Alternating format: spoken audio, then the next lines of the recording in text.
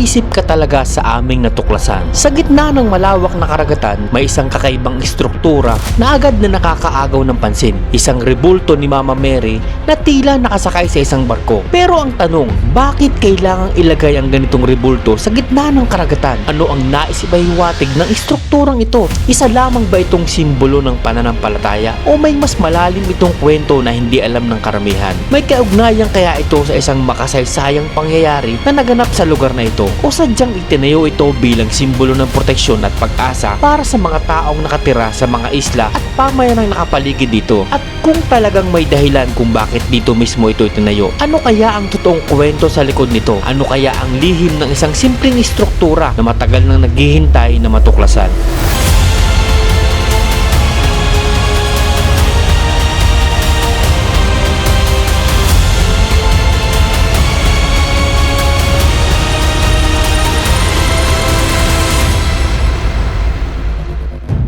Para malaman ang tunay na kwento sa likod ng strukturang ito, 7 oras kaming naglakbay mula Southern Leyte patungong Northern Samar. Wala rin kasiguruhan kung may makikita ba kaming mga taong makakapagbigay ng impormasyon tungkol sa rebultong ito. Pero isang bagay ang malinaw sa akin. Nais kong malaman ang tunay na kwento sa likod ng strukturang ito. Bakit itinayo ang isang rebulto ni Mama Mary na nakasakay sa isang barko? Ano ang dahilan kung bakit dito mismo ito nilagay? At higit sa lahat, anong kwento at anong lihim ang nakatago sa likod ng pagtatayo nito? Kaya sa kabila ng mahabang biyahe at kawalan ng kasiguruhan kung ano ang aming matutuklasan, hinahak namin ang Northern Samar para hanapin ang mga sagot. Dahil para sa amin, ang isang misteryo ay hindi dapat manatiling tanong lamang. Kailangan itong puntahan, siyasatin at alamin ang katotohanan.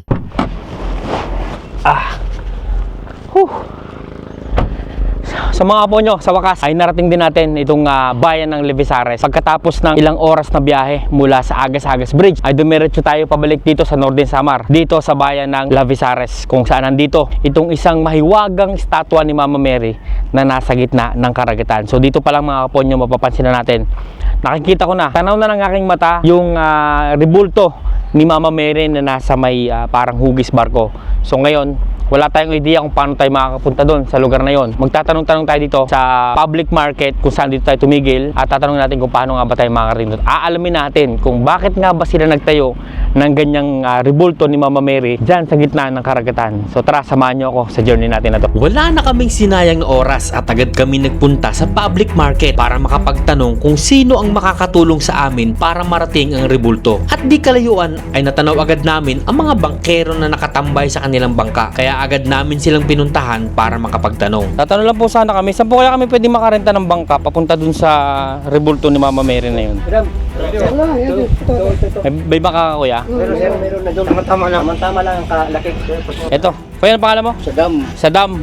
So yun, sa wakas mga po nyo, unang attempt natin na magtanong, meron agad tayo nakuha, si Kuya Sadam. Sasamahan tayo dun sa pinaka rebulto ni Mama Mary na nasa gitna. Agad kaming nagtungo sa kinaroroonan ng bangkang aming sasakyan. Sa puntong yun, wala pa akong idea kung gaano kalayo ang aming lalakbayin sa karagatan bago namin marating ang mahiwagang rebulto. Ang tanging alam lang namin, kailangan naming tawirin ang malawak na karagatan upang makita ito ng aming sariling mata. Habang unti-unti kaming lumalayo sa dalampasigan, mas lalo kong naiisip, ano kaya naghihintay sa amin pagdating namin doon? At higit sa lahat, ano kaya ang tunay na kwento sa likod ng rebultong matagal nang nakatayo sa gitna ng karagatan? Wow!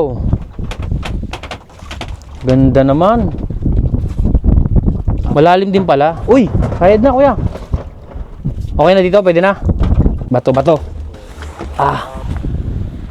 Sa wakas mga kapo nyo, saglit lang, wala pang 10 minuto. Nandito na tayo, nakarating na tayo dito sa ating pinaroroonan itong rebulto ni Mama Mary. Kailangan naming tawirin at lakarin ang mabato at mapanganib na daanan bago namin tuluyang marating ang mahiwagang rebulto. Sa aming paglalakad, kailangan naming maging doble ang pag-iingat dahil may mga lamang dagat na hindi natin dapat matapakan dahil maaari itong makasugat at magdulot ng kapahamakan. Sa ganitong klase ng lugar, bawat takbang ay kailangan pag-isipang mabuti. Kailangan nating maglakad sa tubig papunta dun sa mismong area. So ito na yun. Nasa likod tayo ngayon ni Mama Mary ng Rebulto. Nagpatuloy kami sa aming paglalakad, papalapit sa mahiwagang Rebulto at buti na lang ay nagdoble ingat kami dahil nakita namin ang isa sa lamang dagat na posibleng magdulot sa amin ng kapahamakan. Ito mga kapon yung kinakatakot ako. So yan ang iniingatan natin na matapakan natin kasi yan talaga. Pag natapakan nyo yan, sigurado lagnat kayo. Yan yung tawag dito sa salungo. Mapanganib man ang daanan, nagpatuloy kami sa paglalakad para ma-explore ang mahiwagang Rebultong ito. Hindi siya ganun kalaki ang mga kapon nyo. Ito, may mga basura na. Daming basura sa may kalagitnaan ng barko. Dito naiipon yung basura kasi nga pag tumatas ang tubig, napupunta rito yung mga basura. Nagpatuloy kami sa pag-explore at sunod naman namin pinuntahan ay ang bandang unahan ng barko. Wala tayong idea kung gaano kataas to,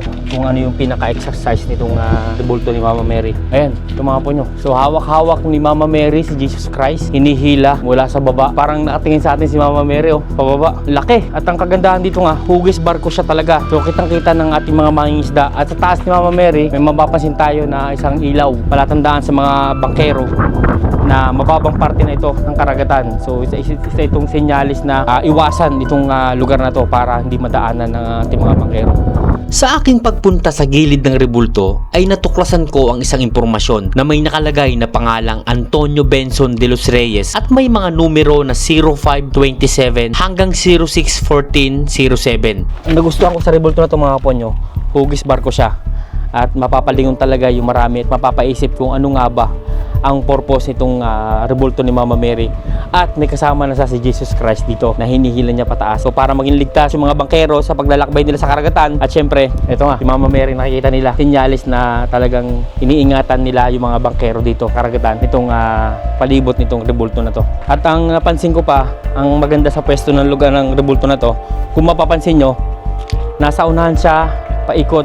Ito yung pinaka-entrance. Yan yung pinaka-entrance itong dagat. Siya yung nasa unahan. So palibot nito is yung mga bayan, iba't ibang bayan. At talagang nasa sentro siya ng karagatan na to. Kitang-kita talaga pag dumadating yung mga barko papasok dito sa karagatan na to. Kaya ito yung nagsisilbing warning para sa ating mga bangkero at talagang napakalaking tulong nitong nilagay nila na Rebulto ni Mama Mary at ni Jesus Christ dito sa gitna ng karagatan para sa ating mga bangkero para maging ligtas ang kanilang paglalakbay at maiwasan ang lugar na to na maaksidente o bumangga ang kanilang mga bangka dahil nga lalo na sa gabi hindi naman nakikita kung mababaw pa o malalim ang karagatan. Kaya nagpapasalamat tayo kung sino man ang nagtayo nitong Rebulto na to. Alamin natin kung sino nga ba ang nagtayo ng Rebulto na to at kaninong idea na maglagay dito ng Rebulto ni Mama Mary at ni Jesus Christ. Nakakamangha ang tinayo nilang Rebulto dito sa gitna ng karagatan. At para malaman ang mga tunay na impormasyon, agad kaming bumalik sa daungan ng bangka kung saan kami nagmula at pagdating namin ay agad kaming sumakay sa sasakyan para pumunta sa kinaukulan para makahingi ng impormasyon tungkol sa mahiwagang Rebulto ni Mama Mary na nasa barko. Dito tayo ngayon sa lumang munisipyo. Tatanong tayo kung meron pa ba tayong makukuha impormasyon tungkol sa tinayo nilang Mama Mary sa may gitna ng karagatan.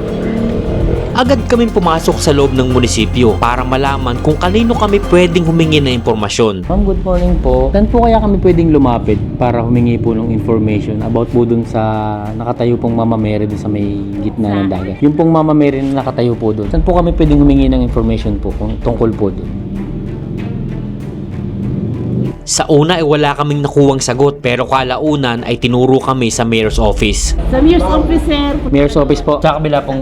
Sige po. Salamat po. Kaya agad kami nagtungo sa mayor's office at dito ay nagtanong kami sa staff na nasa public assistance. Sir, good morning. Good afternoon po.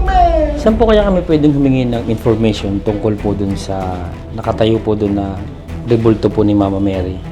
Dun po sa may... Opo. At pinapunta kami sa dalawang staff na nasa loob ng kanilang opisina. Ma'am, good afternoon po. Kami po ay from Manila. So, all the way po, pumunta po kami dito. Saan po kaya kami pwedeng makahingi ng interview para malaman namin information po? Doon po tungkol doon sa... Si Minya, si Minya. Ano sa meeting? Adala sa meeting. May meeting kasi ang namin. Yung... Sino po nagpagawa nun? Ito pong Lavisares po. May nagpagawa na si... Hindi ko alam kung sino na kami. Sa taas na lang po. Sige po. Salamat po. Wala pa rin kaming nakuwang impormasyon at pinapunta kami sa taas ng gusali. Kaya agad kaming umakyat at nagtanong.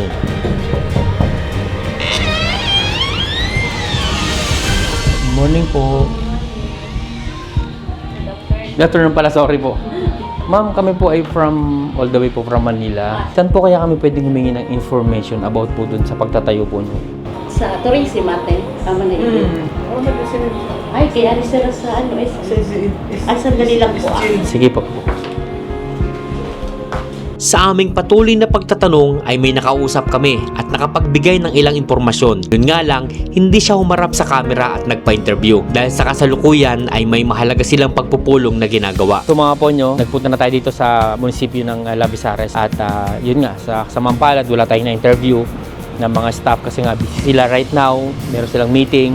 Pero nakakuha tayo ng information about dun sa rebulto ni Mama Mary na ginawa dun sa may gitna ng karagatan na yun, sa may malaking bato. As of tourism, hindi siya pinupromote as puntahan ng mga turista. Doon sila nagpipray kapag mayroong paparating na bagyo na iligtas sila, harangan yung bagyo papunta dito sa kanilang lugar.